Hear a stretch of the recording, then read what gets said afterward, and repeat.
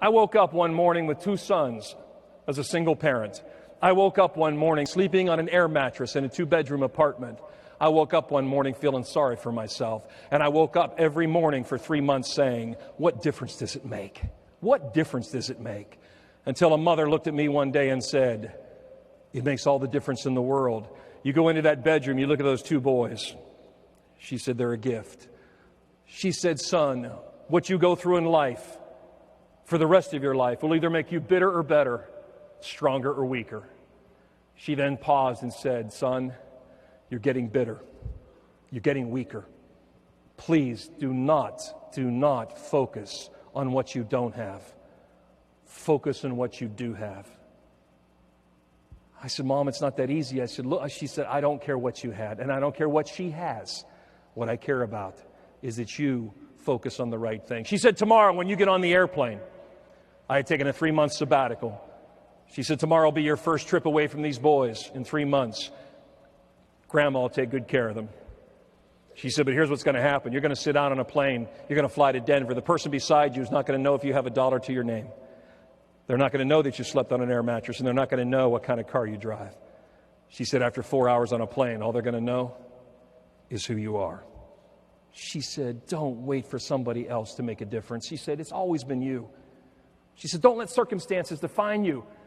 And then she looked at me, kissed me on the cheek and said, bitter, better, stronger, weaker, son. I want you better and I want you stronger. The next day I called her.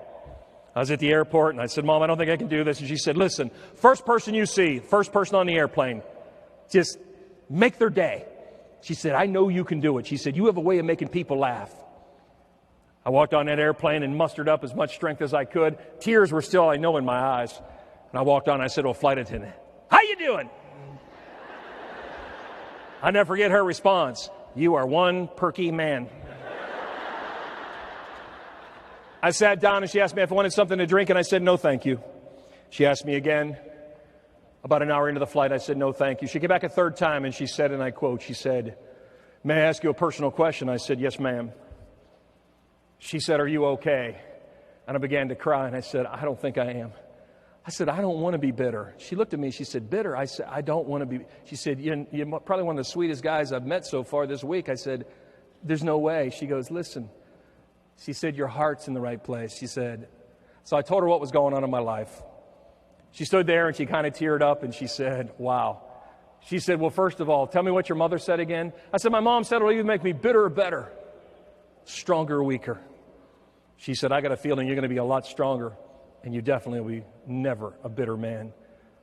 She said, it was an honor to meet you. And I said, you have no idea how much this meant to me. And I'm trying to keep composed, and I wasn't. She came back about 30 minutes later, before they gave the signal that we were going to land. She said, by the way, what do you do for a living? I looked at her and I smiled. I said, it's ironic you ask. I said, I work for a greeting card company. I officially never got allowed to write greeting cards because I was too bitter. I said, but I did make you one. She said, oh, she kind of went, oh, and I said, it's as good as I can do. She looked at it, and on the outside I had written, I wanted to make you something special. And then when you opened it up, it said, but I can't. You already are. Every woman's like, oh. And the guys are sitting there.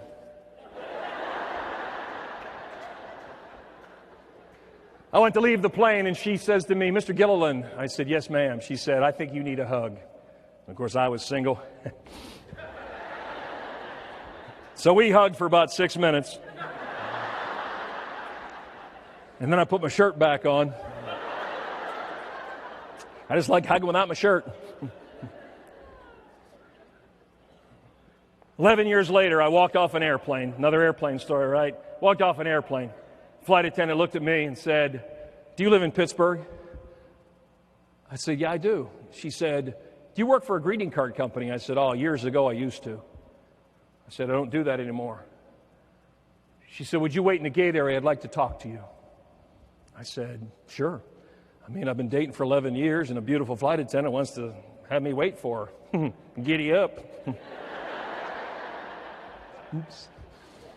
So then I'm out there thinking, who is this? I'm trying to figure out, you've dated a while, you're thinking through your Rolodex of dating. I'm thinking, who is this? I'm thinking, no, that was American Airlines.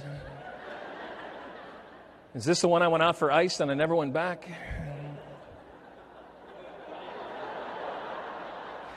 Don't look at me like that. Don't tell me you've never had a relationship that you didn't want to go for ice and go, okay, I'm out of here. I didn't do it, by the way. And finally, a flight attendant came off the plane, pulling her rollerboard, tears streaming down her face as she fanned herself. And I said, my first words were, oh my God, are you okay? And she said, I've never been better. She said, these are happy tears. She said, I have been looking for you for 7 years. I said, 7 years? She said, she reached in her rollerboard. She said, you gave me this 11 years ago. I said, oh my gosh, the flight attendant, Denver. I said, but wait a minute. You said 11 years ago I gave this to you. And I said, what's 7 years? Meanwhile, my humor kicks in and I'm thinking, Lord, please tell me I don't have a child that's 7 years old. Yeah, that'd be a bad day. She said, 4 years after I met you, my world ended. 4 years after I met you. She said, my dreams were shattered.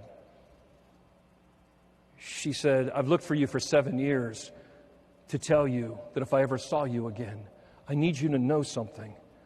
I need you to know that a woman who I've never met absolutely changed my life. A woman I've never met is the reason why I still taught Sunday school through the darkest hour of my life. A woman who I've never met is the reason I've never said a negative thing about the boy's ex-father, my ex-husband. She said, your mother has influenced the lives of thousands of people, and I've never once met her. I have something I'd like to give you to give to her. She pulled out the manifest from the flight. If you don't know what the manifest is, it has a list of all the passengers. I looked and I saw Gilliland, Stephen P., 3D. I began to tear up and I said, this was the manifest from 11 years ago, the plane. I said, and you saved it? She said, it's because of what I wrote on the back of it. And when I turned it over, it said, bitter, better, stronger, weaker. She'd X'd out bitter and weaker. She said, I've carried this for 11 years. She said, I'm stronger and I'm better. She said, because of your mom. She said, would you give this to her? And at that moment, I did what any guy my age would do when he was standing in front of a beautiful woman with no ring in her finger. I called my mom. I told my mother that story. And my mother said, any woman that would look for you for 7 days. Ladies and gentlemen, I live in Charlotte, North Carolina because the U.S. Airways flight attendant named Diane, who gave me that manifest, is my wife.